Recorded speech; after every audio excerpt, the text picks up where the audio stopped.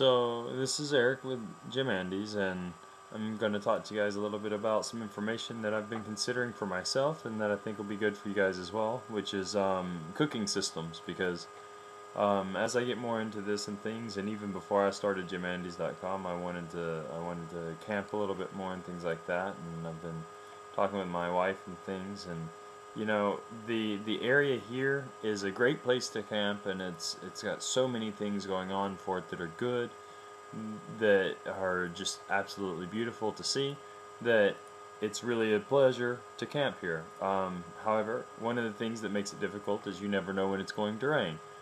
I've met people, Chileans, who cook with systems that are typical. You know, it's a burner plate or whatever. It's hooked to canisters of propane or whatnot, different fuel systems, and they seem to use them okay. However, at times they say, well, you just have to wait until the rain goes away to cook, and some of that's due to the fact that most of the people here who camp are using a tent that does not have a vestibule to it. And that makes a difference, because with the vestibule, many times you can cook inside the vestibule if you have the vestibule opened a little bit, and therefore you can vent. You have ventilation to let the gases escape, or the exhaust.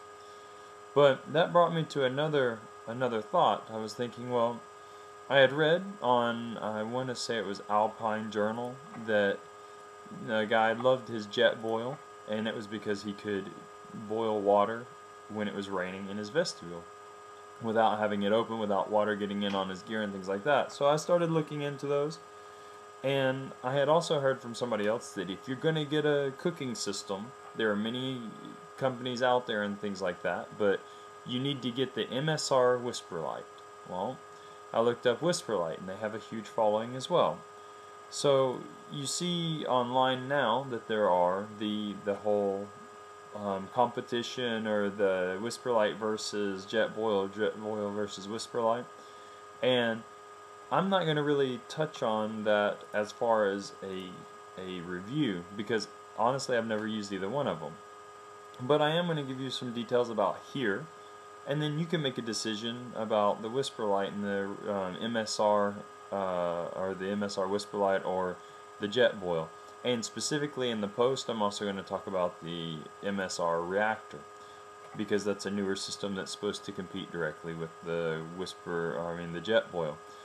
I'm gonna go over a little bit in this video about what I've read and what I've heard, and then I'm gonna put a little bit in the post as well, and I'm gonna have other videos in the post that you can go to from third-party sites where you can read their reviews and things like that, and make a good decision.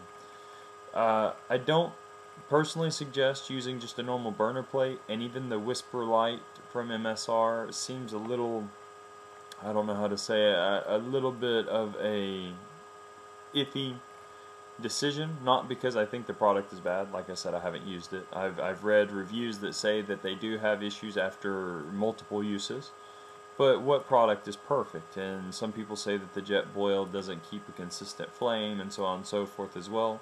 So both of them have their issues as such. In my post and other links, we'll talk about that more.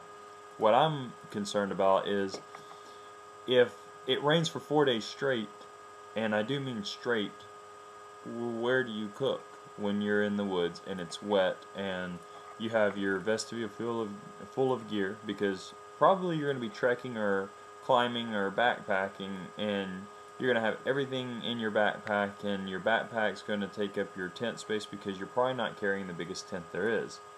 Even some of the two-person tents, as you guys know, if they're a backpacker's tent, are one big person or two medium-sized people, and your gear's outside. So you have to take in consideration where you're going to cook. And if you have your vestibule open, from what I've read, it seems like you're going to get some water in your vestibule, and you don't want to get your stove wet, you don't want to get your gear wet, you don't want to get water inside your tent, that kind of stuff. So it seems that while the Whisperlite may be a great product, and personally I think it's a fantastic idea that Whisperlite from MSR has the ability of using the diesel or the gas or propane or kerosene to use it. That's a great system. Plus you can open it up and see how much fuel you have left, which I like as well. However, I really like the idea that the jet boil locks onto the pot, and you can store the canister inside the cup, and the cup locks onto the pot, which is also, or I'm sorry, the canister locks onto your cup, which is your pot, and it has a plastic, or a, not a plastic, but the lid that you can take off and use as a plate as well, the neoprene. That's a great idea. But I like the fact that with the reactor from MSR, from what I've seen on the videos, and on one of the videos you'll see on this post, it'll show how quickly it boils. However, it does not lock. The base burning system does not lock onto the top pot. That makes me a little weary, because if you don't have a exactly stable area, it's probably gonna tip over easily, or you can kick it easily, which makes me a little nervous. Plus, it seems that it's bigger, so it's going to be more to carry around. But the one good thing is, for the price, you can cook for 2 people at one time, whereas the JetBoil, you'll only be able to cook for probably 1 person at a time. The other thing that makes me a little skeptical is, being here in Chile, the JetBoil fuel, if you're using the jet fuel, I've only seen that there's one place online that JetBoil sells their product here in Chile, which is a store called Andes Gear, which there is one here in Puerto Montt, but it only says the store in Santiago carries it. Now, in the States, or possibly even in Europe, I'm not sure, you would probably think, well, if it's sold in one of the stores, the other chains of that store will sell it as well. That's not always the case. Don't count on that. So that's the benefit to the Whisperlite, is that you can put whatever fuel, and kerosene is fairly cheap here, and it's easily accessible. You could use that.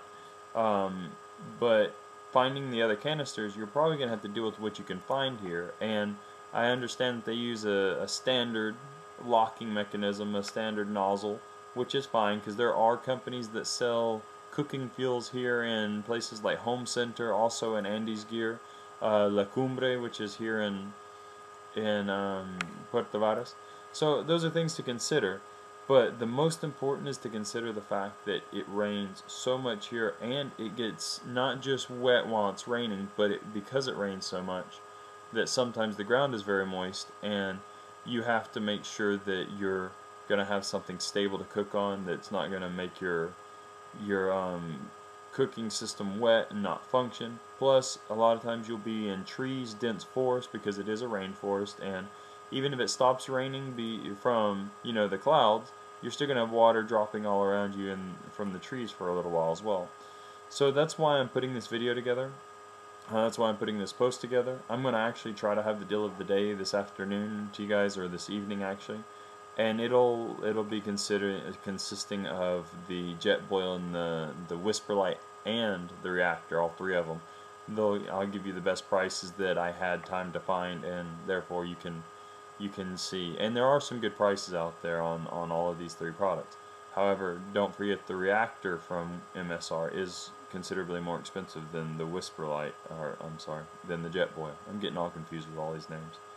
But that's just a kind of overview, because here you have a lot of snow if you go up toward the mountains crossing over into Argentina, or you have a lot of rain here, plus you have a ton of wind. So the JetBoil and the Reactor seem to be without a flame like the Whisperlite is, which would probably be even better for those circumstances. And I'll put up a little bit more information to recap some of the positives and negatives that I found online about it, and then the other information that you see online will also explain what they've found to be good or bad. So that's just an idea for you guys, and we'll go from there. Thanks. Bye.